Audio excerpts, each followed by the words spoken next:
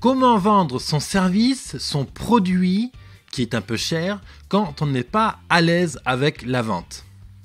Le thème du jour est assez ambitieux parce que je m'attaque à des blocages qui sont très fréquents des entrepreneurs et surtout qui sont très profonds. Donc aujourd'hui, je ne vais pas résoudre tous les problèmes. Je vais simplement m'attacher à te donner une méthode en 14 étapes pour te construire un discours de vente qui marchera à coup sûr tout le temps, que ce soit en direct quand tu discutes avec un client, que ce soit sur l'internet, donc avec une landing page ou sur ton site internet, que ce soit à la radio, que ce soit sur une vidéo YouTube comme on fait en ce moment, ou que ce soit encore par courrier, bref. 14 étapes pour construire ce pitch, ce discours de vente. Je vais t'amener toutes les étapes nécessaires par lesquelles tu dois faire passer ton client pour qu'il accepte ton produit. L'idée, c'est, tu le sais comme moi, c'est que la vente, c'est quelque chose qui se prépare. C'est difficile à préparer parce que souvent on a un esprit vierge, on a un mur blanc, on ne sait pas quoi écrire, qu'est-ce que je vais raconter à mon client, comment je vais l'amener à accepter mon produit, comment je vais faire pour qu'il soit d'accord avec moi, comment je vais faire pour que il accepte finalement de me payer un acompte, ouh là là, moi je suis cher. Comment je vais lui faire accepter mon tarif, bref, on va essayer de travailler tout ce genre de questions aujourd'hui. Le but, c'est de ne pas amener le client de but en blanc à ta solution. Le deuxième truc, c'est d'amener ton client à acheter le produit le plus rapidement possible. Alors, acheter, dans ma bouche à moi, dans mon langage, acheter, c'est pas forcément un acte d'achat avec un chèque ou une carte bleue. Faut savoir que le client achète le produit émotionnellement avant de te payer. Donc, qu'est-ce qui va déclencher ce déclic chez le client pour qu'il achète émotionnellement ton produit et pour faciliter justement l'acte de paiement. En fait, il faut savoir que l'acte de paiement, donc quand tu fais le chèque, quand tu fais une carte bleue, quand tu payes en espèces, c'est un acte final. Il s'est passé beaucoup de choses avant en fait. Et ce qu'on va travailler aujourd'hui, c'est justement tout ce qui se passe avant l'acte de paiement. L'acte de paiement, finalement, c'est, je vais dire une grosse connerie, mais c'est 1% de ta vente. Alors évidemment, si tu fais une vente à 1 million d'euros, et le client va très probablement étaler le paiement sur les différentes échéances de ton contrat, je ne m'adresse pas à ce type de vente. Moi, quand je dis vendre un service ou une offre un peu chère, c'est quelque chose qui dépasse les 500 euros. Tu vends une formation à 1000 euros, tu vends une prestation chez un client 3000 euros, tu vends un service de conseil à 600 euros. Bref, une prestation sur laquelle qui demande une réflexion avant d'acter l'acte de dépense, justement, ou l'acte d'investissement. Donc, l'idée, c'est d'amener le client à acheter ton offre sans que lui, il soit préparé à ce que tu lui fasses accepter l'offre. L'idée, c'est que ton client ne s'attend pas forcément à acheter le produit quand tu vas le voir. Pourtant, toi, tu vas te démerder pour qu'émotionnellement, il achète ton produit. Troisième truc, le but, c'est de contrecarrer radicalement, tout de suite. Là, voilà, tac, le client t'amène une objection, paf, tu la contrecarres. Le client râle pour ça, paf, tu contrecarres. Le client amène tel problème, paf, tu contrecarres. Ça, il n'y a pas de secret, ça se prépare. Tu ne seras pas toujours au top au niveau des réponses. Tu vas voir que le client, il aura toujours un truc à un moment donné pour te coincer dans un angle et tu ne sauras pas quoi répondre. Il y a des techniques pour sortir de ce genre de situation. Bien sûr, ça s'apprend avec la pratique, en le travaillant, en répétant. Aujourd'hui, je vais pas trop aller en détail sur les objections parce que c'est un sujet que j'ai beaucoup traité sur le blog. Donc, encore une fois, je t'invite à aller tout simplement sur business100.fr. Tu vas dans blog et là, tu tapes objection. Argumentation, tu verras, j'ai fait une formation justement qui te prépare à argumenter, à gérer les objections. Typiquement, je te renvoie sur les épisodes 148 et 132. L'autre problème ultra fréquent quand on cherche à vendre, alors là, que le produit soit cher ou pas, ça n'y change rien, c'est un problème d'attention. C'est-à-dire que tu commences à parler, tu es tout joyeux, tu parles de ton produit, et puis pof, le client il se barre, il tourne la tête, il répond à son téléphone, il répond à la personne qui l'appelle là-bas, bref quoi, le truc, puis la personne elle est distraite, impossible de lui adresser un mot, comment tu gères ça? Donc il y a des techniques, encore une fois, pour capter l'attention, contrecarrer les problèmes, les objections, les peurs de ton client.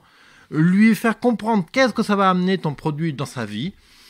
Et bien sûr, l'idée c'est que le plus rapidement possible, il s'identifie lui-même à ton produit pour que émotionnellement, il achète ton produit. Voilà, ce sera le thème du jour, très ambitieux. Bienvenue à toi, chef d'entreprise, dans l'émission Parlons Business, l'émission qui te parle de stratégie d'entreprise et de stratégie web marketing pour t'aider à trouver des clients sur Internet spécialement.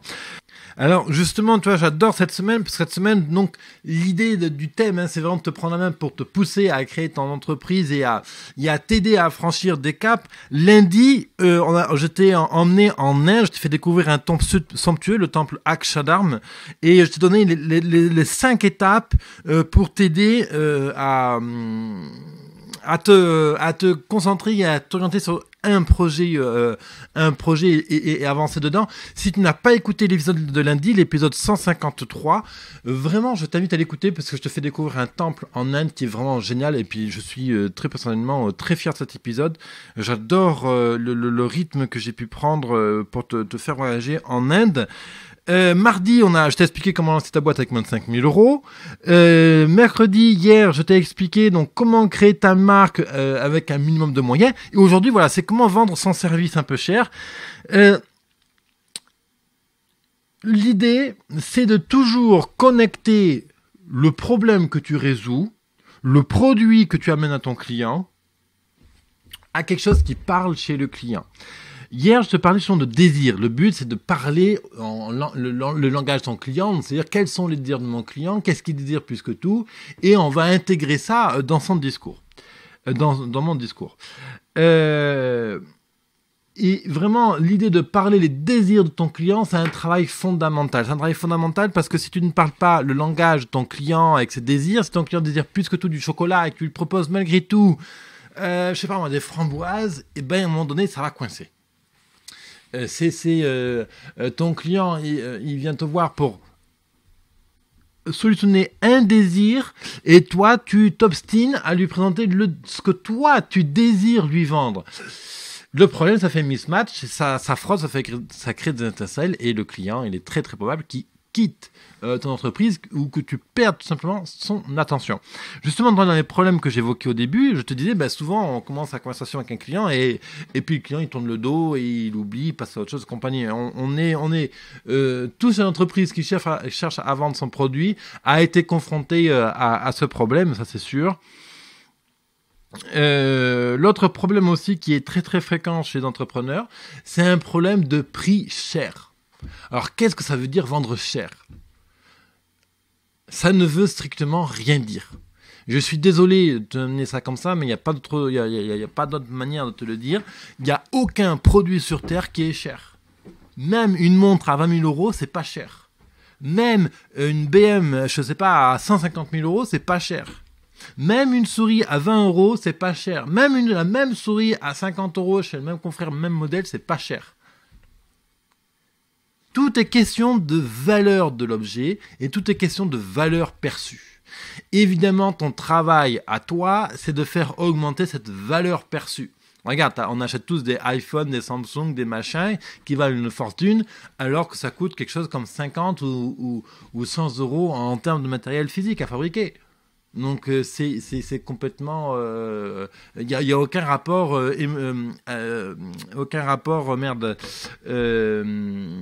objectif entre la valeur d'un iPhone et ce qui coûte réellement.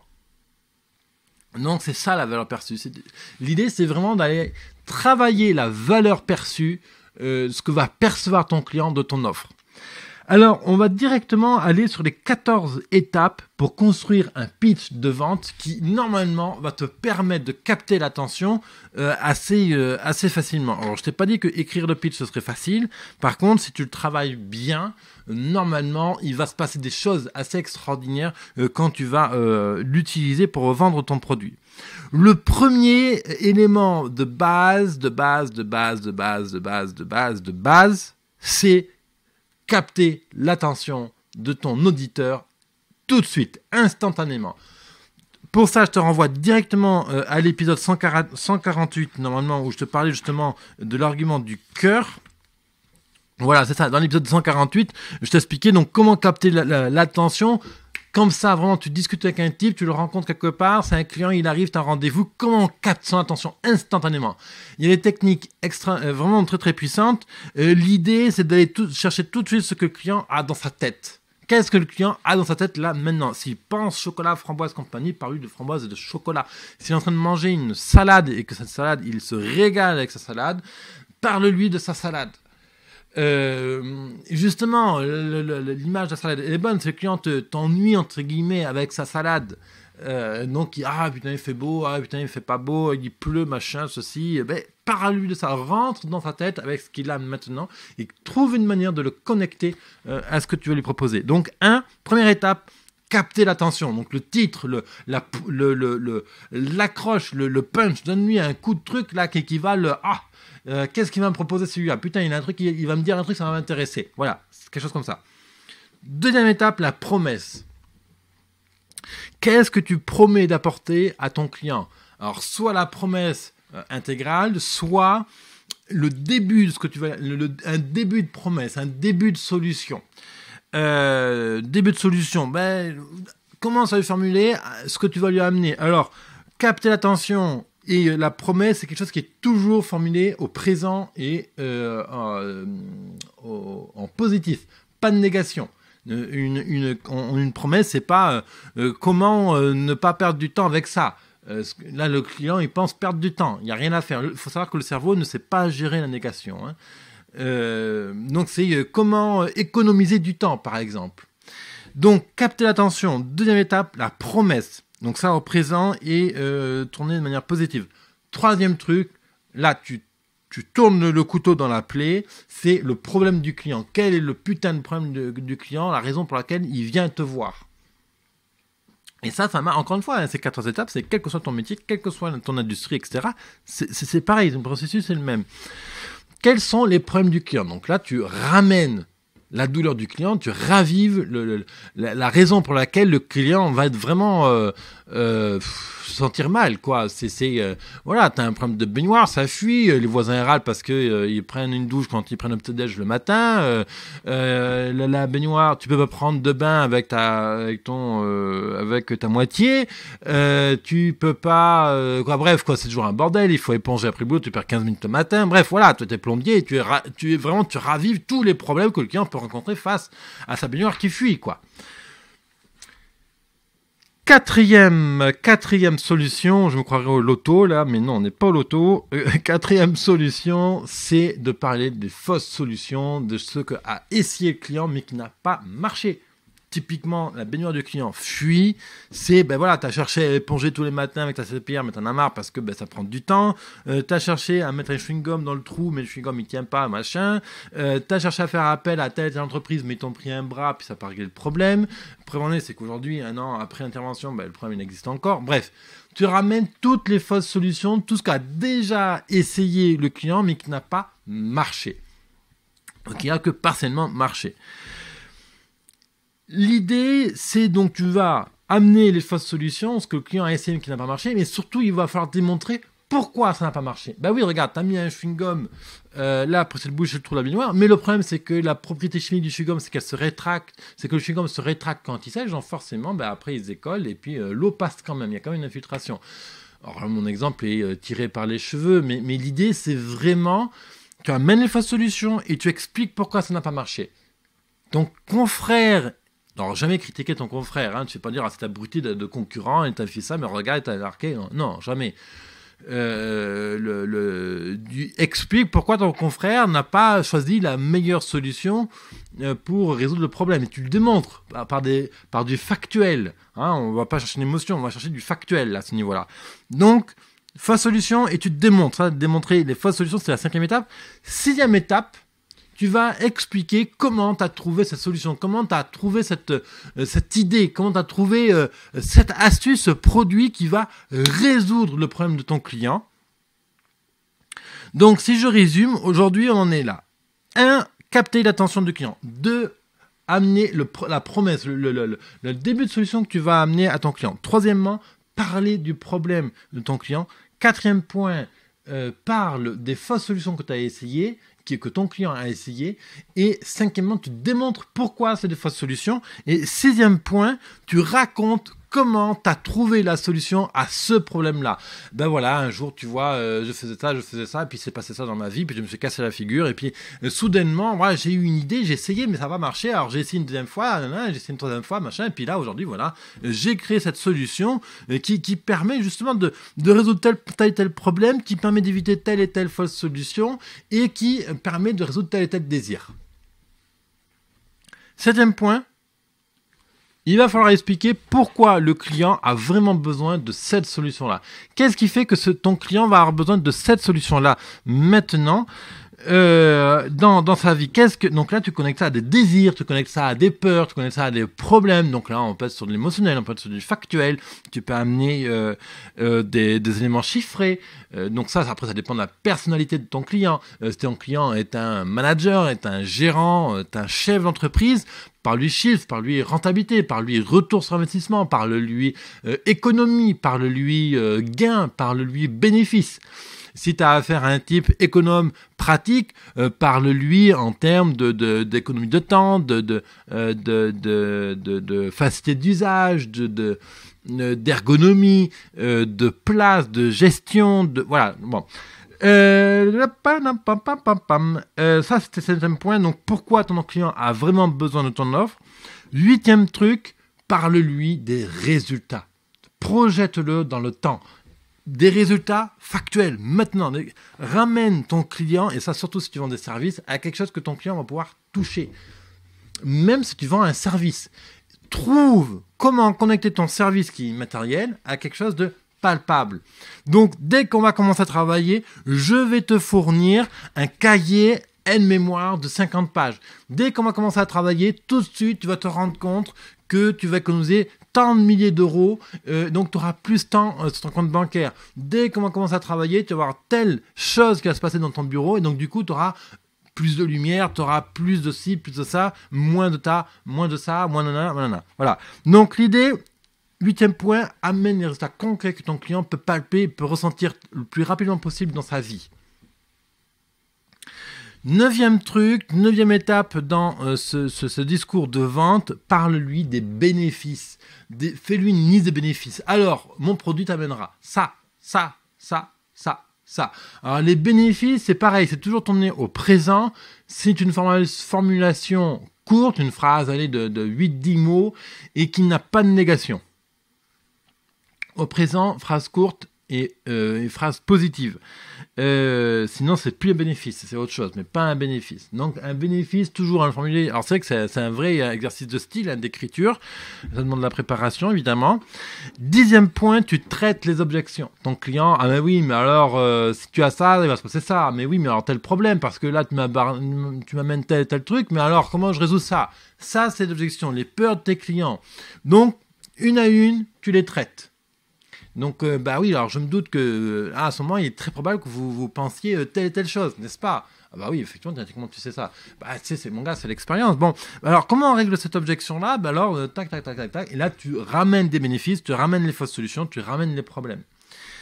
Donc là, bénéfices, donc les objets... Hop, excuse-moi, j'ai dû m'entourlouper. Donc, 9e étape, c'était lister les bénéfices.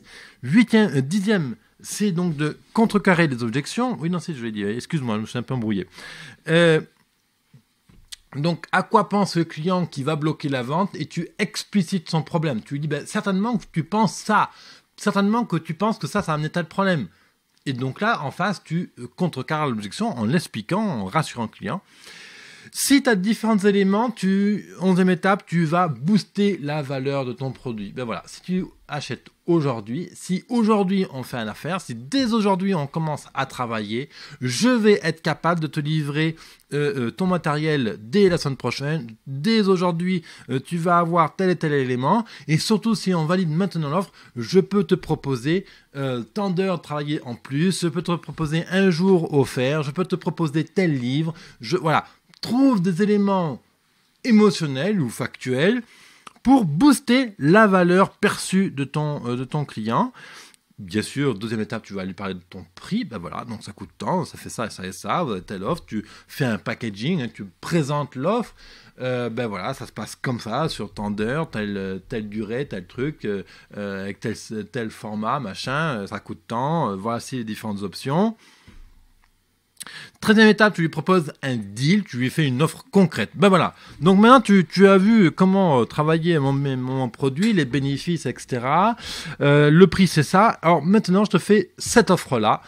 Cette offre, je te propose qu'aujourd'hui, ou elle est valable qu'une semaine, je te laisse attendre la réflexion, si le temps de la réflexion est nécessaire. Donc, je te propose tel prix pour tel packaging, et telle option, voilà. Et quand tu as amené le prix, étape 12, ton deal, hein, ton offre unique, irrésistible, là maintenant, valable maintenant sur le champ, étape 13, tu l'amènes à l'étape 14, la transition. Donc la transition, c'est donc ton client t'a écouté. Hein, normalement, si t'as écouté jusque-là, c'est que ton client est convaincu, il a de la chaleur, il est intéressé par ce que tu lui proposes. Donc là maintenant, tout de suite, c'est l'acte pour signer le contrat, mettre parapher le devis bon pour accord, ou la commande bon pour commande, ou signer, je sais pas, un contrat, ou envoyer un email, ou faire l'acte d'acompte, signer un chèque, etc. Je vais résumer les 14 étapes. 1. Capter l'attention de ton client pour qu'il rentre dans ton discours. Et surtout qu'il ne se fasse distraire par un téléphone, par un ami, machin. 2e étape, la promesse. Pourquoi le type va t'écouter jusqu'au bout. 3e, parler des problèmes du client. 4e, parler des fausses solutions que ton client a essayées. 5e point, faire la démonstration de pourquoi ce sont des fausses solutions. 6e étape, raconter l'histoire de comment tu as trouvé la solution que tu lui proposes. 7, expliquer pourquoi il a vraiment besoin de ce produit. 8e étape, parler des résultats matériels, factuels que ton client va pouvoir toucher là tout de suite dès qu'il va signer, dès qu'il va travailler avec toi. 9e étape, parle des bénéfices de ton produit, tous les éléments que ton produit va amener. Ensuite, contrecarre, nettoie les objections que ton client peut avoir. Ah mais oui, mais il va se passer ça si je signe. Donc tu explicites, c'est-à-dire que ton client le pense dans la tête, toi tu sais qu'il pense ça, alors tu l'exprimes par la voix. Le fait d'expliciter une objection, déjà derrière ça le résout à la moitié. Donc maintenant, donne-lui une raison valable de ne pas s'en faire par rapport à cette peur-là. 11. Booste la valeur en proposant des options de pourquoi il est intéressant de travailler maintenant. Trouve toutes les bonnes raisons de travailler maintenant ensemble. C'est le mois d'août, j'ai moins de clients, donc je suis beaucoup plus disponible pour toi. Par exemple, ça peut être un argument valable en fonction du secteur dans lequel tu es. Parle-lui du prix, le prix avec les options, de comment ça se matérialise, l'offre, nombre d'heures, machin. 13. Fais-lui un deal unique, valable là maintenant ou valable dans la semaine et que tu ne feras pas 2 fois cette proposition. 14e, comme tu as écouté jusqu'à présent, propose-lui de fixer la date du premier rendez-vous, propose-lui de signer le devis bon pour accord, etc. Je te rappelle que le plus important, c'est une histoire de valeur perçue et non pas de valeur réelle. Et ces 14 étapes permettent vraiment de travailler la valeur perçue de tout ce que va amener ton produit auprès du client, quel que soit ton prix. Et vraiment, si tu penses que ton produit est cher, enlève-toi cette pensée de la tête parce qu'elle va te nuire. Il n'y a rien qui est cher aujourd'hui. On vend des Lamborghini extrêmement chers, on vend des montres à 20 000 euros et il y a des types qui les achètent. Il y a des femmes qui achètent des rouges à lèvres extrêmement chers. Pourtant, ils coûtent 2 centimes le truc à fabriquer. Je caricature, mais on achète tous des trucs qui sont complètement déraisonnables.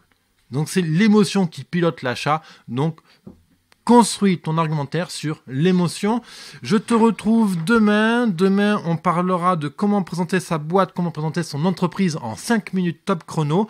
En attendant, je te rappelle que je te propose une formation qui permet de créer un pitch, un argumentaire qui te permet de créer une marque complètement unique, authentique pour que les gens se souviennent de toi, parce que c'est le but, c'est que les gens se souviennent de toi même 1 an après t'avoir rencontré, et tu vas pour ça sur business200.fr/go/marque. De toute façon, l'adresse s'affiche juste là, où tu cliques sur le i comme info. C'est une véritable formation, une grosse formation qui va te prendre par la main de A à Z pour vraiment booster et te créer un environnement, un univers complètement authentique, créatif, génial, que tes clients vont adorer. Moi, je te retrouve de l'autre côté dans l'information pour aller encore plus loin.